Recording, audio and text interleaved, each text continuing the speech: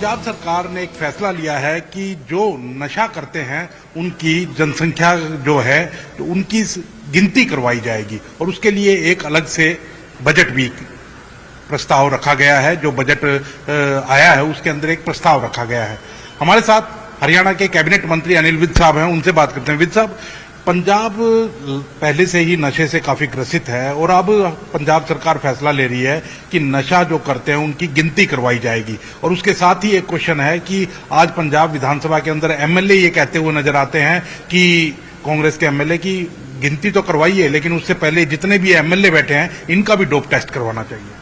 नहीं, अब ये समझ नहीं आ रहा। गिनती तो आप करवाओ, गिनती करवाने से तो नशा नहीं छूट जाएगा।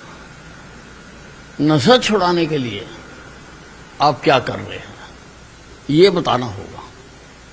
और पंजाब हमारा सीमावर्ती राज्य है और सीमा पार से हमारी तरुणाई को खराब करने के लिए लगातार ऐसे प्रयास होते रहते हैं। आजकल तो ड्रोन आ गए, ड्रोन से नशे का माल टारगेटेड जगहों पर गिराया जाता है। हालांकि हमारी सेनाएं हर वक्त चौकस रहती हैं, लेकिन फिर भी ये ऐसी हरकतें होती हैं। इसलिए पंजाब में जनसंख्या आप कराओ, गिनती कराने से काम नहीं होता। ये तो केवल एक बताने वाली बात है।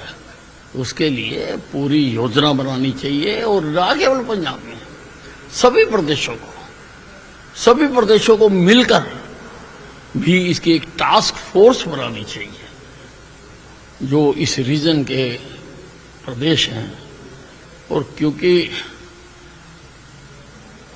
सभी को एक प्रदेश से दूसरे प्रदेश में जाने में नशेड़ियों को, नशा बेचने वालों को समय नहीं लगता है, इसलिए एक टास्क फोर्स बनानी चाहिए। और जैसा हमने किया भी है कि इसके लिए अलग विभाग, क्योंकि जो रेगुलर अगर हमारे पुलिस कर्मचारी हैं, रेगुलर थानेदार हैं, उनके पास और बहुत काम होते हैं, तो वो कॉन्स्टेंटली इनको चेज नहीं कर सकते।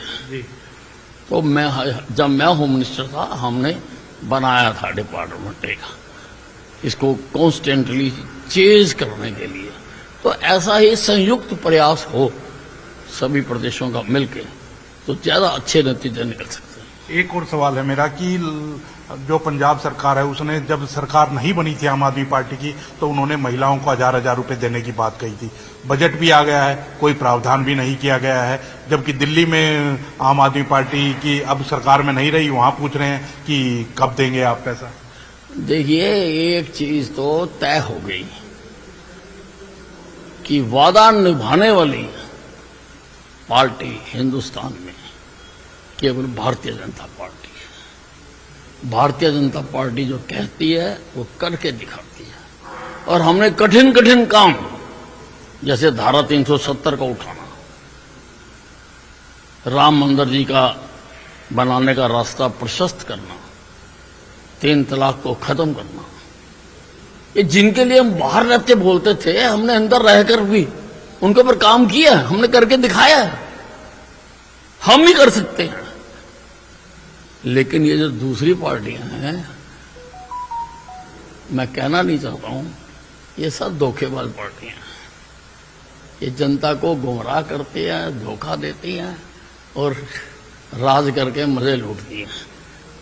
अब तीसरे साल के अंदर प्रवेश कर चुके हैं, जब भी बजट का कोई एलोकेशन नहीं किया गया है, जबकि हरियाणा सरकार ने 5000 करोड़ रुपए महिलाओं को देने के लिए एलोकेट किए हैं। अभी तक भी कोई बात भगवंत मान जो मुख्यमंत्री हैं उन्होंने कोई नहीं की है या वित्त मंत्री हरपाल चीमा ने नहीं की है। राजनीति में 3 चीजें बहुत जरूरी हैं, एक नेता, एक नीति, एक नियत। इनके पास ना तो कोई नेतृत्व है, ना इनकी नीति है कोई, और नियत तो इनकी ठीक है ही नहीं। तो हमारे साथ अनिल विज साहब थे, कैबिनेट मंत्री हैं हरियाणा सरकार के, और उन्होंने कहा कि नशे को रोकने के लिए संयुक्त प्रयास किए जाने चाहिए और केवल जनगणना करवाने से कुछ नहीं होगा, गिनती करने से कुछ नहीं होगा, लेकिन उसको रोकथाम के लिए प्रयास किए जाने चाहिए। वहीं जहां महिलाओं को हजार रुपए देने की बात जो घोषणा चुनाव से पहले आम आदमी पार्टी की सरकार ने पंजाब में की थी, उसके ऊपर यही कहना है कि वादे जो पूरे करती है पूरे देश भर में एक ही पार्टी है, भारतीय जनता पार्टी, जो कहती है और वो करती है, वरना सारी धोखेबाज पार्टी है।